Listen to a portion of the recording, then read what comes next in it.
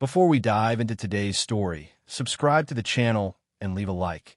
Here we reveal the untold side of fame. The rain hammered against the windows of Grimmauld Place like fists demanding entry. I pressed my forehead to the cold glass, watching droplets race down the pane while something dark coiled tighter in me chest. 3 months. 3 months since Sirius fell through that veil, and I still heard his laugh echoing from places that shouldn't exist. My breath fogged the window. In that brief haze, I saw his face again, surprised, almost peaceful as it tumbled backward into nothing. "Still blaming yourself, Potter?" The voice slithered from the shadows behind me. I'd stopped looking for its source weeks ago. It lived in the space between heartbeats now, fed on the silence between thoughts. "I'm not." "Of course you are. You let him there. Your vision, your rescue mission, your desperate need to play hero." My hand curled into a fist against the glass. The voice wasn't wrong. Every night, I replayed it. The Department of Mysteries, the prophecy chamber, my stupid, arrogant certainty that I could save everyone. But here's what's interesting, Harry. The voice circled closer, almost purring now. "You're not grieving his death. You're grieving your failure." I turned from the window, scanning the empty drawing room. Dust motes danced in the lamplight like tiny spirits. The black family tapestry stretched across the far wall, its golden threads depicting generations of wizards who'd understood something about power that I was only beginning to glimpse. "There's a difference," I said to the empty air. "Oh, there is. Grief passes, but failure changes you." I walked to the fireplace where embers glowed like watching eyes. My wand felt heavy in my robes. Holly and Phoenix Feather, brother to the one that killed my parents. How perfectly poetic. The weapon of misopposed salvation sharing a core with my enemies. Dumbledore knew. The words came out broken, angry. All along. And he kept me small, kept you weak, kept me manageable. The distinction felt important, though I couldn't say why. I reached out and touched the cold stone of the mantle. Above me, Phineas Nigellus Black's portrait hung empty, but I could feel his presence lurking just beyond the frame's edge. Magic pulsed through my fingertips into the stone.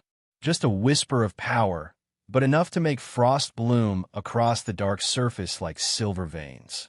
The cold burn of it sent a thrill up my spine. "Dangerous, mine. You feel it," the voice said. "The hunger." I did. God help me, I did. It gnawed at me worse than physical pain. This need to do something, to take action, to stop being the boy who lived and start being the wizard who could actually change things. "I'm tired." My voice cracked. "I'm so bloody tired of watching people die for me." "Then stop watching. Start acting." The portrait above me flickered to life. Phineas Nigellus materialized in his frame, painted eyes studying with predatory interest. "Well," he drawled, "the Potter boy, communing with shadows. How delightfully Gothic." I met his gaze without flinching. "Tell me about power, Phineas." His eyebrows rose. "Power? My dear child, what brought on this sudden philosophical bent?" "Failure." The word came out flat, honest. "I've been thinking about why I keep losing people. Why I'm always too late, too weak, too—" I gestured vaguely at myself. "Too much of whatever I am." Phineas leaned forward in his frame. "And what conclusions have you drawn?" I was quiet for a long moment, listening to rain against glass, feeling magic come beneath my skin like a caged animal pacing for release. That good intentions are useless without the strength to enforce them. "Interesting. Go on." "Voldemort isn't winning because he's stronger." My words came faster now, more certain. "He's winning because he's willing to do what needs doing. No hesitation, no second-guessing, no mercy." I thought about Wormtail, granted life only to betray us again. About Snape, whose loyalties shifted like smoke. About all the chances we'd given, all the trust we'd extended. "Mercy is luxury," I said finally. "Something you can only afford when you're winning." Phineas smiled, and for the first time since I'd known him, it looked genuine. "You know, Potter, you may have some Slytherin in you after all." "Maybe I do." The admission should have horrified me. 3 months ago, it would have. But tonight, standing in this house of shadows with frost spreading under my touch, It felt less like confession and more like awakening. What would you do? I asked the portrait. If you were me, if you had my power but none of my restrictions. Restrictions? Friends who worry. A headmaster who manipulates. A prophecy that demands I sacrifice myself for the greater good. Phineas considered this, painted fingers steepled beneath his chin. I would ask myself a very simple question, he said eventually. What is the greater good worth if everyone you care about dies achieving it? The words hit like a physical blow.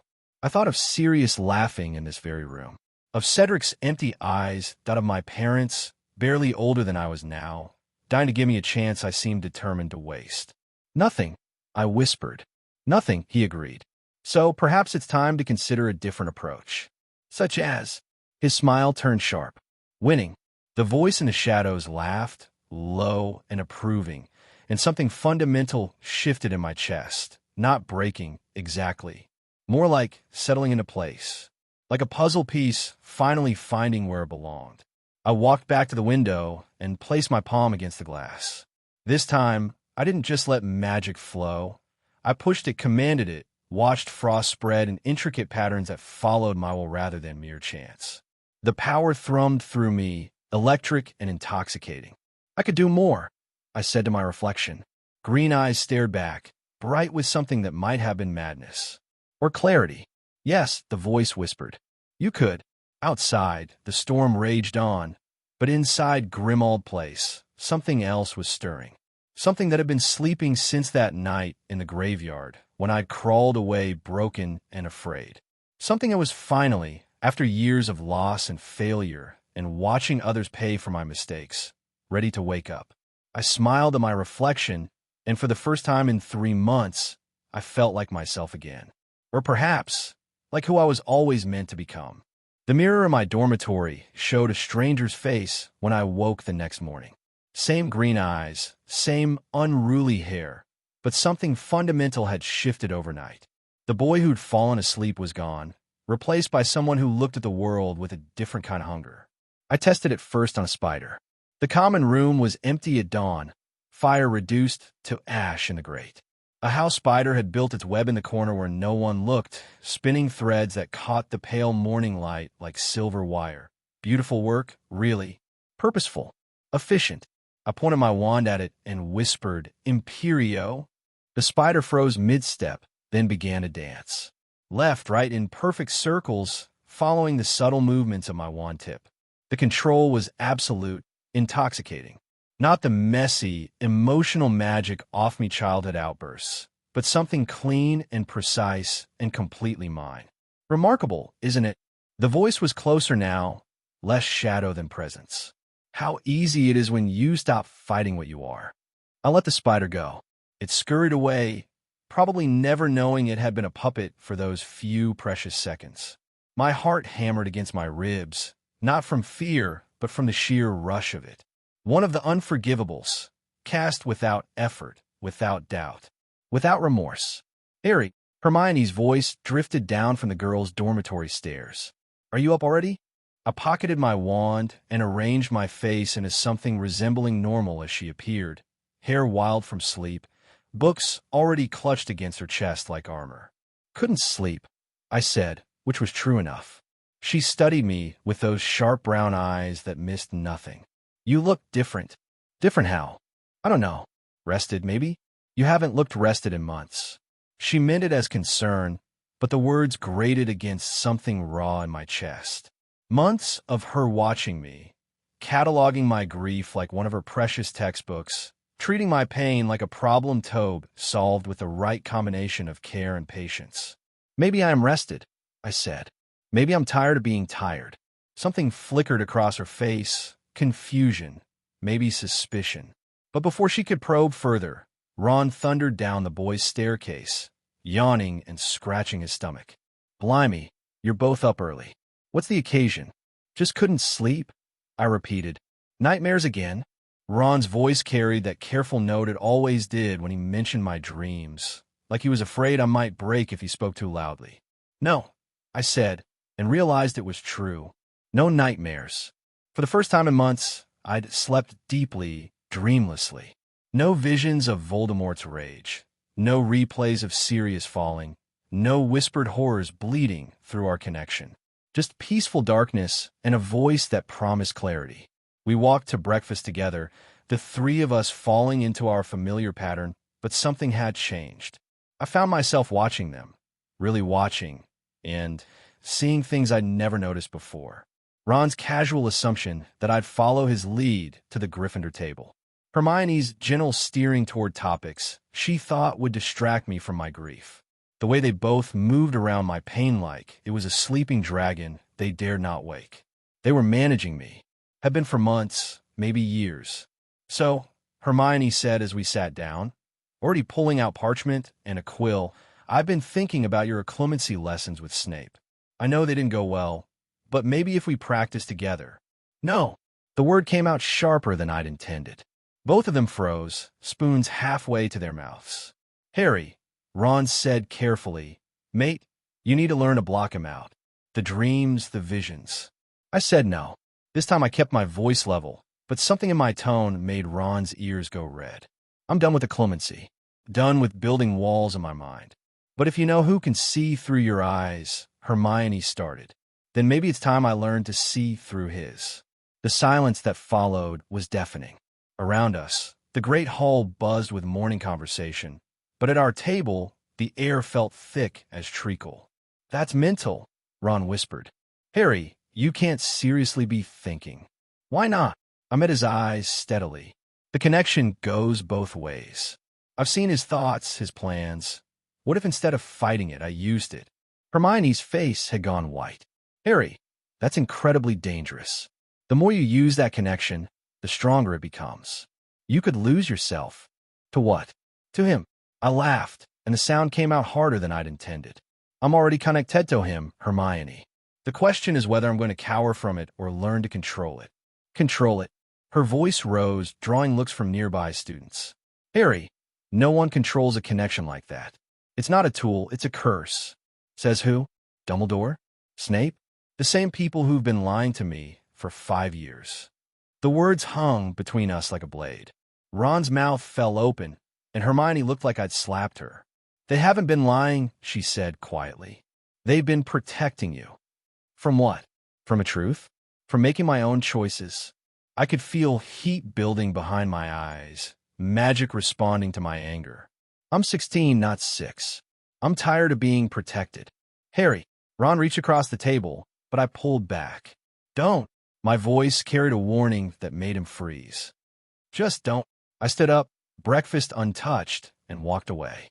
Behind me, I heard Hermione whisper something torn, heard the scrape of chairs as they debated following me. But they didn't. They let me go, and somehow that stung worse than any argument.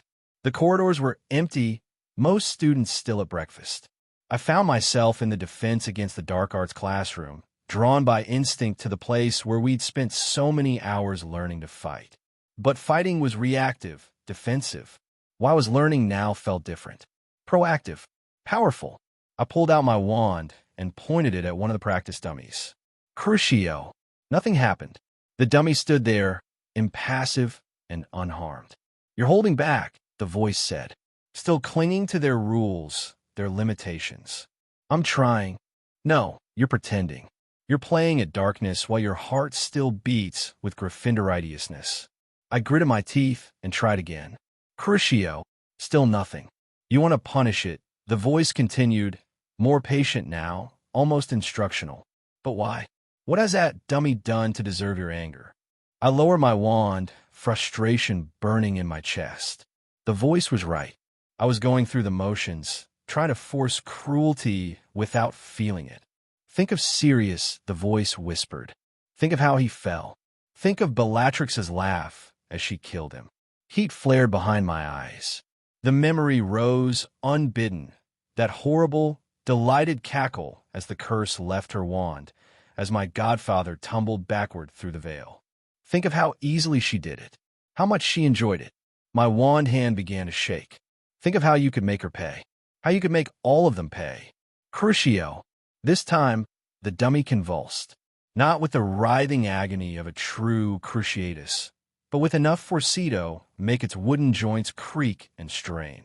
I held the curse for 5 seconds, 10, feeling the magic flow through me like liquid fire. When I finally lowered my wand, I was breathing hard, sweat beading on my forehead. But underneath the exhaustion was something else.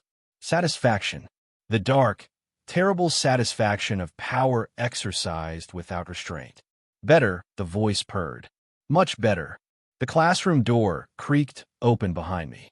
I spun around, wand raised, to find Professor McGonagall standing in the doorway. Her eyes moved from my face to the smoking dummy to the wand, trembling in me grip. "Mr. Potter," she said carefully, "perhaps you'd like to explain what you're doing here?" My mind raced. How much had she seen? How much had she heard? "Practicing," I said finally. "Practicing what exactly?" I looked at her, really looked, and saw not my stern but caring head of house, but another adult who thought she knew what was best for me.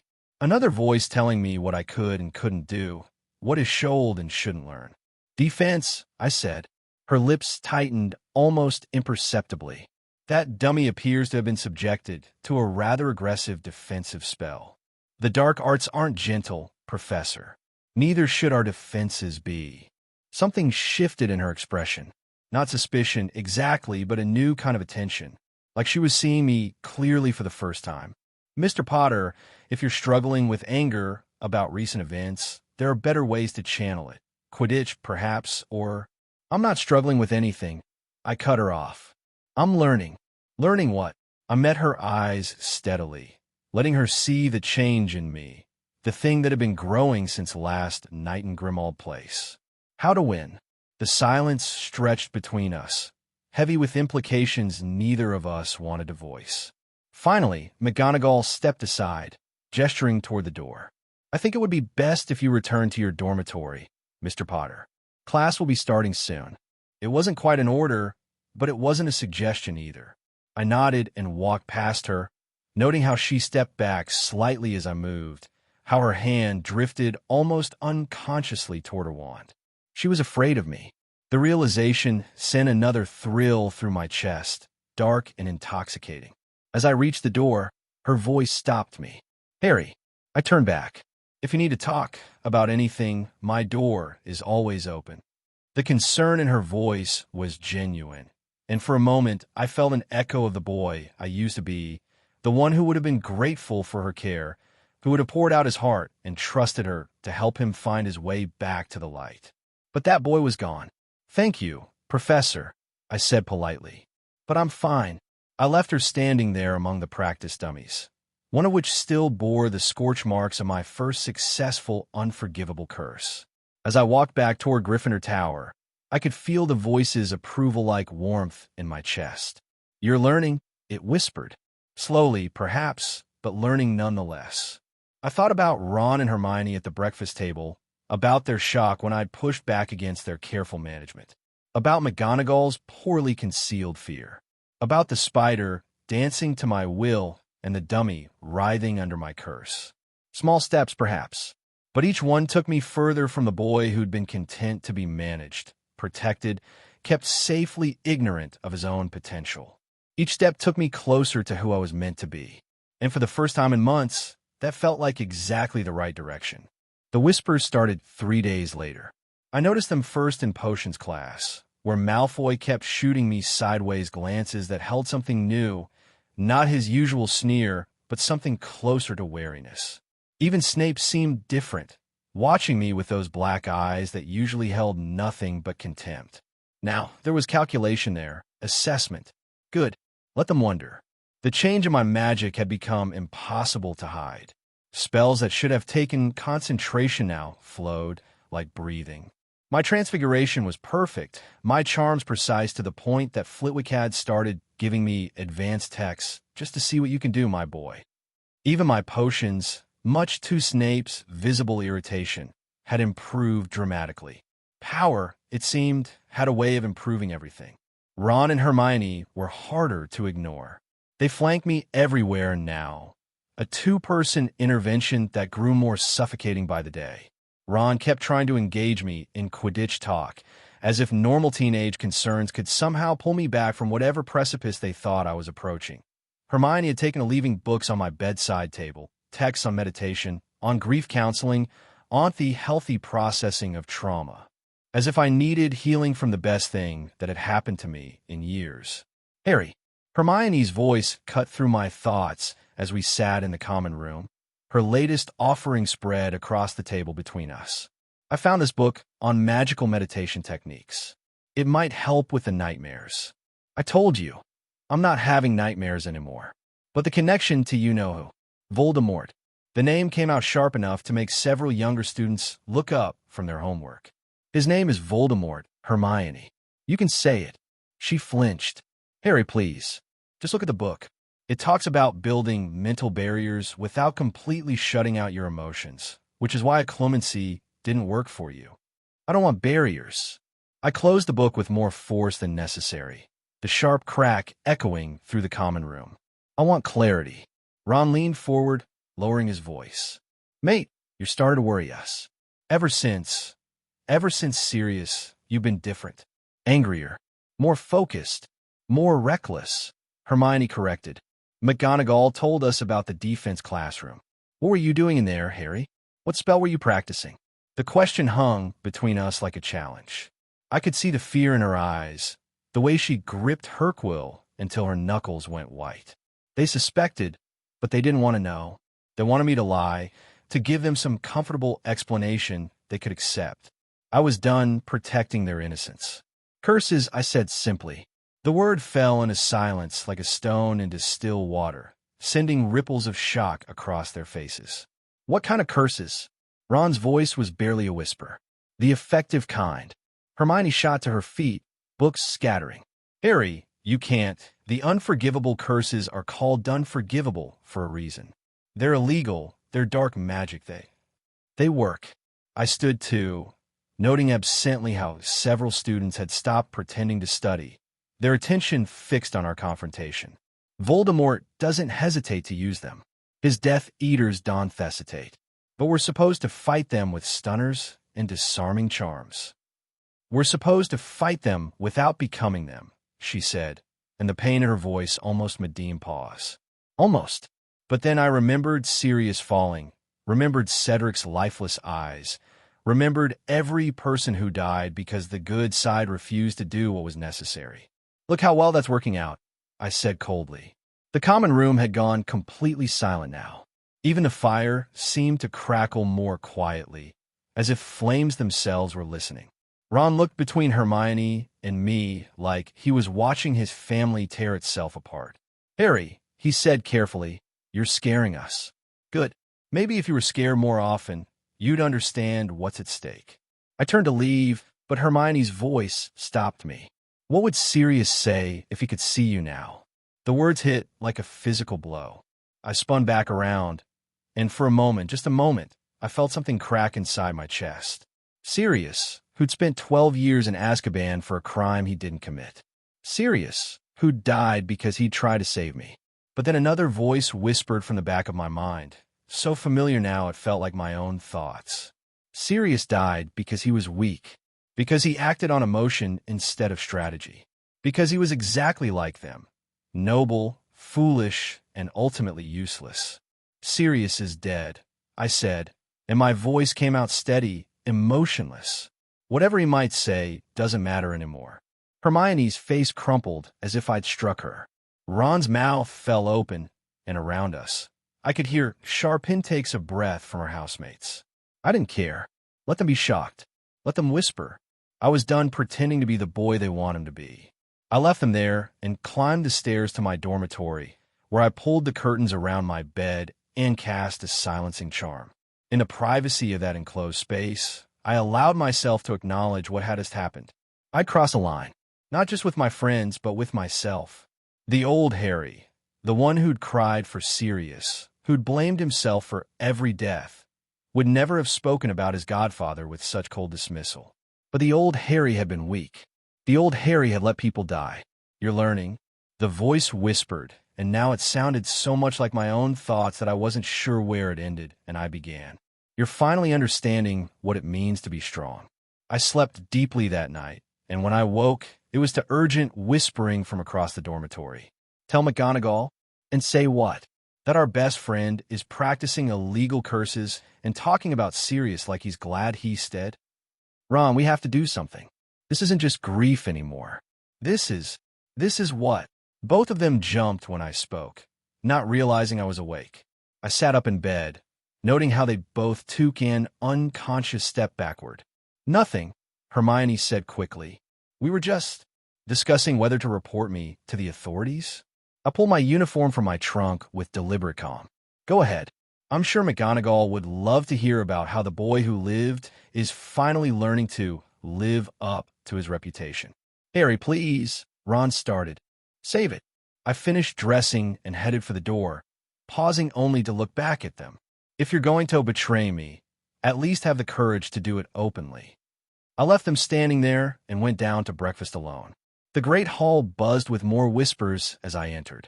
Word had spread about last night's confrontation, filtered through the gossip network that made Hogwarts more efficient than the Daily Prophet. I could feel eyes on me as I sat at the Gryffindor table, but instead of the usual mixture of hero worship and curiosity, there was something new. Fear. It should have bothered me. The old Harry would have been mortified to know his housemates were afraid of him. But as I ate my breakfast in solitude, I found I rather liked it. Fear meant respect. Fear meant they understood, finally, that I wasn't just their mascot anymore. Potter.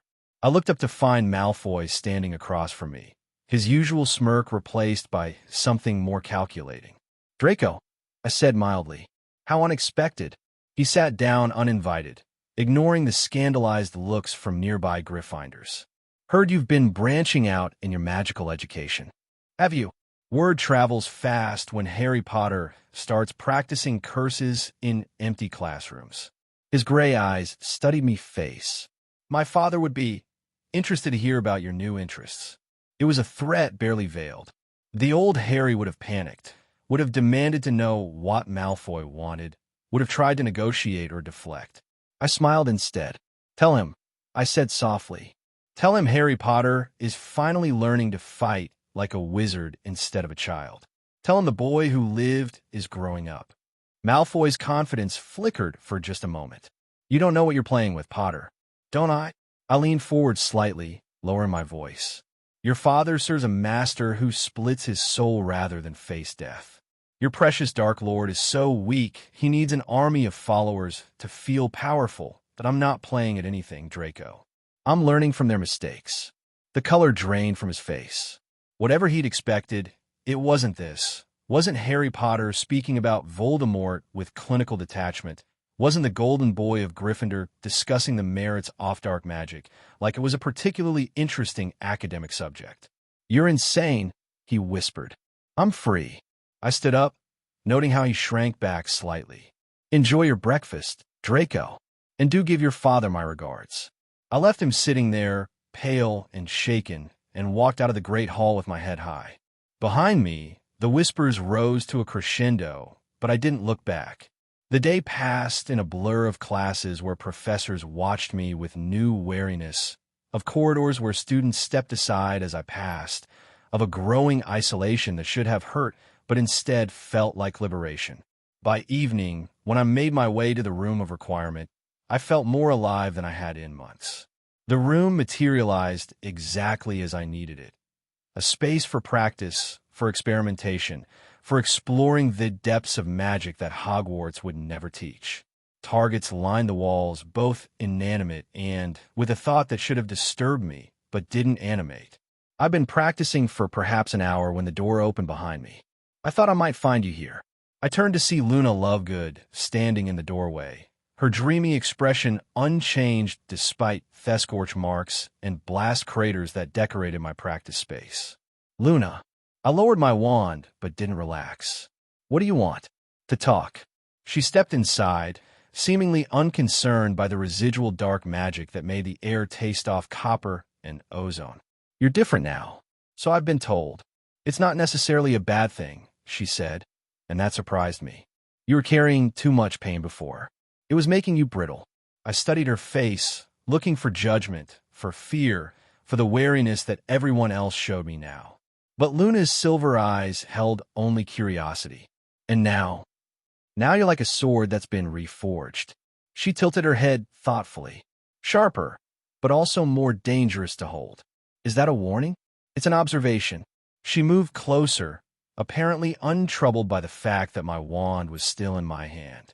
The question is what you plan to cut. Before I could answer, the door burst open again. This time it was Ron and Hermione, both breathing hard as if they'd been running.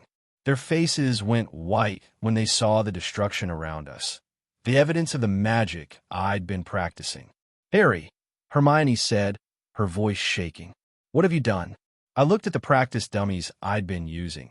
Some merely scorched, others twisted into unrecognizable shapes by curses that existed in the darkest corners of magical knowledge. At the scorch marks on the walls that spoke of power unleashed without restraint. At the two people who'd once been me best friends, now staring at me like I was a stranger. I've been learning, I said simply. Learning what? Ron demanded. How to become the next you-know-who. The accusation hung in the air like poison. For a moment, the room was silent except for the crackling residual magic and the sound of our breathing. Then I laughed. It wasn't the bitter laugh of the broken boy who'd cried over Sirius's death. It wasn't the desperate laugh-off someone clinging to sanity. It was something colder, more controlled, more certain. Voldemort, I said, savoring the way they all flinched at the name. You think I want to be like Voldemort? I raised my wand, and all three of them tensed. But instead of casting a curse, I performed a simple transfiguration, turning one of the ruined practice dummies into a mirror. In its surface, I could see myself, green eyes bright with power, face sharper than it had been, presence commanding in a way it had never been before. Voldemort is weak, I continued, my voice carrying easily through the room. He splits his soul because he's afraid to die. He surrounds himself with servants because he's afraid to be alone. He rules through fear because he's afraid of losing control. I turned back to face them, and I saw my reflection in their eyes. No longer the broken boy they'd been trying to save, but something new, something that made them step back instinctively. I don't want to be Voldemort, I said softly. I want to be what he could never be. Which is? Luna asked, and there was genuine curiosity in her voice. I smiled, and it felt like the first honest expression I'd worn in years. Unafraid. The words seemed to echo in the silence that followed. Ron and Hermione stood frozen, as if seeing me clearly for the first time. Luna watched with those silver eyes that missed nothing. And somewhere in the back of my mind, a voice that might have been my own whispered its approval. You're lost, Hermione said finally, tears streaming down her cheeks. Harry, you're lost, and you don't heaven know it.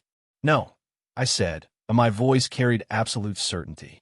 For the first time in my life, I know exactly where I am. I looked at each of them in turn.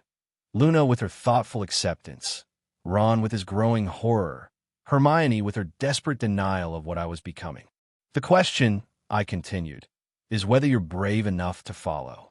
Before any of them could answer, I turned and walked toward the door. As I reached it, I paused and looked back one final time. Tomorrow night, I said, the astronomy tower. Midnight. There's something I need to do, and I'm going to need help. What kind of help?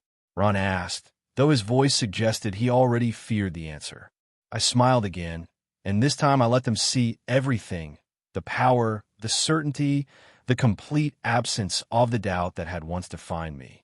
The kind that can't be undone.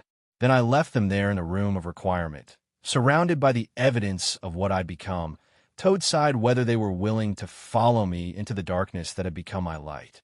The astronomy tower stood against the night sky like a dagger thrust into the darkness. I climbed the spiral stairs with steady steps, my wand warm in my hand, magic humming through my veins like electricity before a storm. Below, the castle slept in ignorant peace, unaware that tonight everything would change. They were waiting when I reached the top. Ron, Hermione, and Luna huddled together near the telescope like children afraid of the dark. The wind whipped through the open arches, carrying the scent-off rain and something else. Something electric. Dangerous. You came, I said, stepping into the circle of moonlight at the tower's center. We had to, Hermione said, though her voice shook. Harry, whatever you're planning, you'll try to stop me? I smiled, and even I could hear how different it sounded. Cold. Certain. With what? Stunning spells?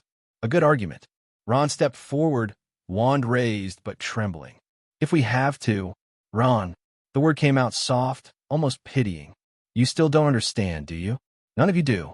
Lightning flickered in the distance, illuminating the grounds below. In that brief flash, I saw movement, figures approaching the castle. Right on time. Understand what? Luna asked, her voice calm despite the tension crackling through the air. That tonight isn't about stopping me. It's about choosing sides. Before any of them could respond, the first explosion rocked the castle. Screams echoed from below as windows shattered, as wards collapsed, as the peaceful night erupted into chaos. Death Eaters. No, Hermione whispered, her face going white. No, Harry, you didn't. I didn't what? Let them in. I walked to the tower's edge, looking down at the battle beginning to rage across the grounds. Oh, Hermione, you still think this is about them? Ron's wand arm dropped to his side. You're working with them? I laughed, and the sound seemed to echo off the stone walls like breaking glass. Working with them? Those pathetic followers? Those children playing dress-up in masks and robes. Another explosion. More screams. I could see Order members apparating onto the grounds, see spells lighting up the darkness like deadly fireworks. Then what? Ron started. I'm using them. The words came out clear, precise, final. Just like I'm using everything else. I turned back to face them, and in the lightning's glow, I saw my reflection in their horrified eyes. No longer the broken boy from Grimmauld Place. No longer the hero they'd tried to save. Something new. Something that made even Luna take a step backward. You see, while you've been worrying about my grief, about my anger, about whether I was becoming the next Dark Lord, you missed the real question, which is, Hermione's voice was barely a whisper. What if I become something worse? The words hung in the air like a curse. Below us, the battle raged, but up here, in this circle of moonlight and shadow, the only sound was our breathing and the wind through the stones. Harry, Ron said desperately, this isn't you. This is the connection. It's Voldemort's influence. Voldemort. I pulled out my wand, and all three of them tensed. You want to know about Voldemort? I pointed my wand at the night sky and spoke a single word. More Smordra. The dark mark blazed to life above us, green and terrible against the clouds. But this one was different, larger, brighter. And instead of a snake emerging from Skull's mouth, my mark showed something new. A phoenix consumed by its own flames, wings spread in agony and triumph. My mark, I said softly. My symbol. My war. Hermione was crying now, tears streaming down her face as she stared at the burning image above us. Why? She whispered. Why are you doing this? Because I'm tired of losing. I lowered my wand, but the mark continued to burn in the sky. Tired of watching people die while we play by rules our enemies ignore. Tired of being the boy who lived when what the world needs is the man who wins. At what cost? Ron demanded. Harry, those are innocent people down there. Innocent. My voice cracked like a whip. Where were they when Sirius needed help? Where were they when Cedric died? Where were they when my parents were murdered? That's not fair. Fair. I spun toward him, and he stumbled backward. You want to talk about fair? Let me show you fair. I raised my wand toward the battle below and spoke another word, this one in a language that predated Latin, that tasted of copper and ash on my tongue. The spell lanced downward like a spear of darkness, and where it struck, the ground erupted in black fire that spread outward in perfect circles. Death Eaters and Order members alike scrambled away from the flames, their battle momentarily forgotten in the face of something far more terrible.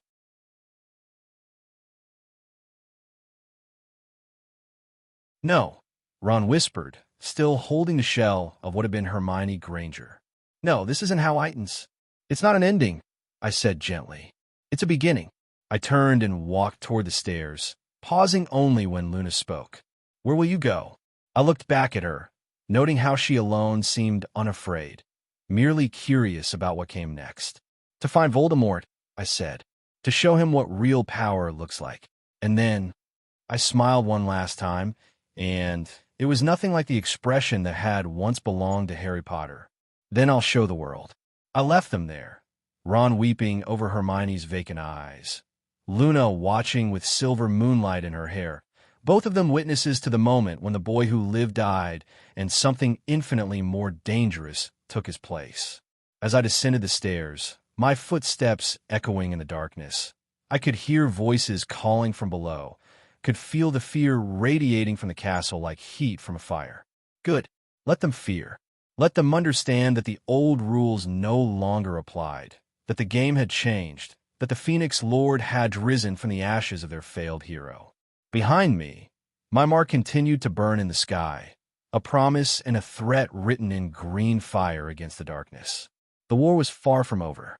It was just beginning. Dawn broke over Hogwarts like a wound in the sky, red and angry and wrong. The castle stood scarred against the morning light, its ancient stones blackened where my fire had touched them, its windows reflecting nothing but emptiness. In the great hall, they huddled together in whispered groups, students, teachers, order members, all of them trying to make sense of what had happened in the darkness. I watched them from the shadows of the entrance, noting how they flinched at every sound, how their eyes darted constantly to the doors as if expecting another attack. But there would be no more attacks, not today. Today was for understanding, for accepting, for learning to live in the world I had created. The mark still burned overhead, fainter now in daylight, but no less terrible. My mark, my declaration. Students pointed at it with shaking hands, whispering theories about what it meant, about what I had become. They were learning. Harry, I turned to find McGonagall approaching, her usually pristine robes singed and torn, her face aged a decade in a single night. She stopped just out of reach, as if some instinct warned her against coming closer. Professor, I said, and even I could hear how the words sounded now, polite, distant, empty of any warmth that had once existed between teacher and student. What have you done? Her voice cracked on the words. What needed to be done? She stared at me for a long moment, searching my face for some trace of the boy who had once sat in her classroom, who had once looked to her for guidance and protection. I let her look. Let her see that boy was gone. The girl, Miss Granger, she began, is safe. I moved closer, noting how she took an involuntary step back. Safer than she's ever been. She won't remember the war, won't remember the pain, won't remember watching the world tear itself apart. I gave her peace. You destroyed her mind. I freed it.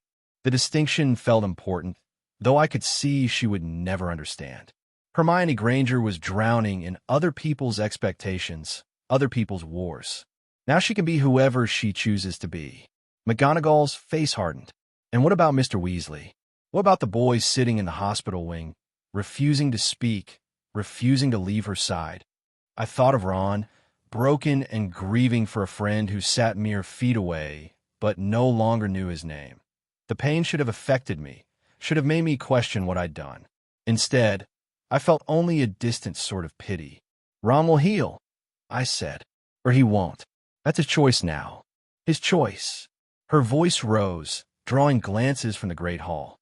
You've taken his best friend, I've shown him reality. I cut her off, my voice carrying the weight of absolute certainty.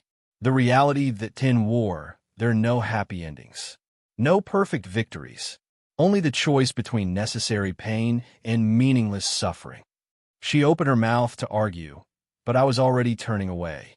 There was nothing more to say to her, nothing more to say to any of them. They would understand eventually, or they wouldn't. It no longer mattered. I walked through the corridors toward the hospital wing, past students who pressed themselves against the walls as I passed, past portraits that had fallen silent at my approach. Word had spread faster than fire through the castle. The boy who lived was dead. Something else had taken his place. The hospital wing was quiet except for the soft sound of weeping. I found them in the far corner. Ron hunched over a bed where Hermione sat propped against pillows, her eyes vacant but peaceful, her hands folded neatly in her lap like a child waiting for instruction. She asked for a book, Ron said without looking up. His voice was hoarse from crying, broken in ways that went deeper than grief. A book about friendship. Said she thought she might have had friends once, but couldn't remember their faces. I said nothing. There was nothing to say. Why? He finally looked at me, and I saw that something had died in his eyes too. Why her? Why not me? I'm the one who tried to stop you. Because you were never the real threat. I moved closer to the bed, noting how Hermione looked up at me with mild curiosity, no recognition at all. Ron, you follow. You've always followed. But Hermione, she thinks. She questions. She would have spent her life trying to bring back a boy who no longer exists. You could have talked to her, convinced her. Could I? I sat down in the chair across from him, studying his tear-stained face. Tell me, Ron, if someone had told you a month ago that Harry Potter would become a Dark Lord, would you have believed them? He was quiet for a long moment. No, because you loved an idea of who I was supposed to be. All of you did. The boy who lived, the chosen one, the hero who would save the world and ask nothing in return. I leaned forward slightly. But that boy was never real. He was a story you told yourselves to make the war bearable. And what are you now? His voice carried a bitterness I'd never heard from him before. What story are you telling yourself? I smiled, and it was nothing like the expression that had once belonged to Harry Potter. I'm not telling myself any stories. For the first time in my life, I'm seeing clearly. Harry. Hermione's voice was soft, uncertain. We both turned to look at her, and she was staring at me with those empty eyes. Do I know you? You seem familiar. The question hung in the air like a knife. Ron made a broken sound, somewhere between a sob and Olug, and buried his face in his hands. No, I said gently. We've never met. She nodded and went back to staring out the window, content in her peaceful ignorance. I stood to leave, but Ron's voice stopped me. Where will you go? I paused at the foot of the bed. To finish what I started. Voldemort, among other things. I looked back at him one last time, noting how young he looked, how broken. Take care of her, Ron. She's free now, but she'll need someone to help her stay that way. And if I don't, if I try to restore her memories, the temperature in the room dropped several degrees. Then you'll discover why I chose to save her instead of you. He paled, but didn't look away. There was steel in Ron Weasley after all, even now, even broken. I left them there and made my way to the astronomy tower one final time. The stairs felt different under my feet now, each step taking me further from who I had been and closer to who I was becoming. At the top, I found Luna sitting where I'd left her, watching the sunrise paint the sky in shades of blood and gold. You came back, she said without turning around. I said I would. You say a lot of things now. She stood and faced me, her silver eyes reflecting the morning light. The question is which ones are true. I considered that, walking to the spot where everything had changed. Scorch marks still marred the stone where my power had touched it, and the air still tasted of magic and transformation. All of them, I said finally. Every word I've spoken since I stopped pretending to be someone else. And who are you now? I am what I was always meant to be. I looked out over the grounds where students moved like ants in the distance, already beginning the long process of rebuilding, of learning to live with what I had become. I am the end of this war and the beginning of what comes after. The Phoenix Lord. Yes. She was quiet for a moment, studying my profile against the morning sky. Phoenixes burned before they were reborn, she said eventually. They do. What did you burn, Harry Potter? The name sounded strange in my ears now, like something from a half-remembered dream. I thought of the boy who had cried over Sirius's body, who had blamed himself for every death, who had been content to be managed and protected and kept ignorant of his own potential. Everything, I said. Below us, a group of students had gathered around the crater where my black fire had burned. They were pointing and whispering, trying to understand what had happened here, trying to make sense of a world that no longer followed the rules they'd been taught. They'll try to stop you, Luna said. The Order, the Ministry, maybe even students who think they can bring back the boy they knew. Let them try. Some of them might succeed. I turned to look at her, noting how she stood perfectly still in the morning breeze, how her eyes held depths that most people never bothered to explore. Do you think they should? She was quiet for so long, I thought she wouldn't answer. When she finally spoke, her voice was barely above a whisper. I think the boy they knew was dying long before last night. I think you just helped him along. And the man who took his place remains to be seen. She walked to the tower's edge and looked down at the castle below. But I don't think he'll be stopped easily. No, I agreed. He won't. I joined her at the edge, and for a moment we stood together in silence, watching Hogwarts wake up to its new reality. Students moved through the corridors below, their voices carrying faintly on the morning air. Teachers huddled in groups, planning and plotting and trying to decide what to do about the Phoenix Lord who had once been their student. I should go, Luna said eventually.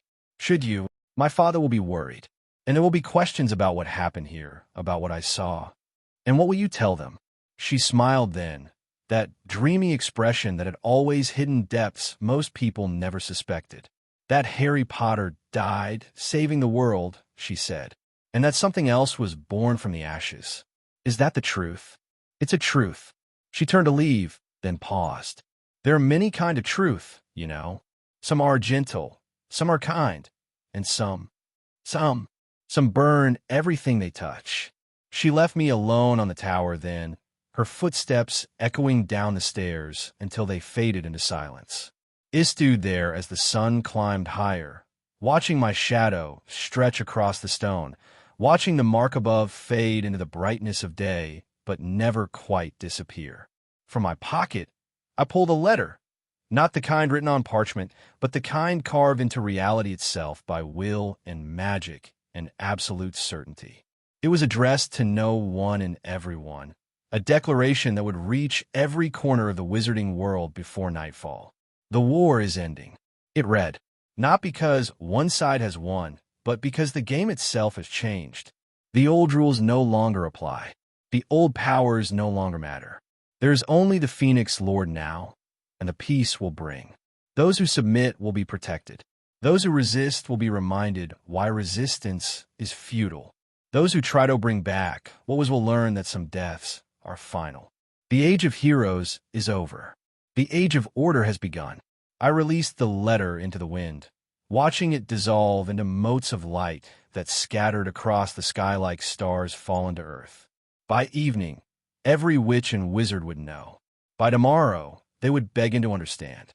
Walking to the center of the tower, I raised my wand one final time and spoke a word that had no translation in any human language.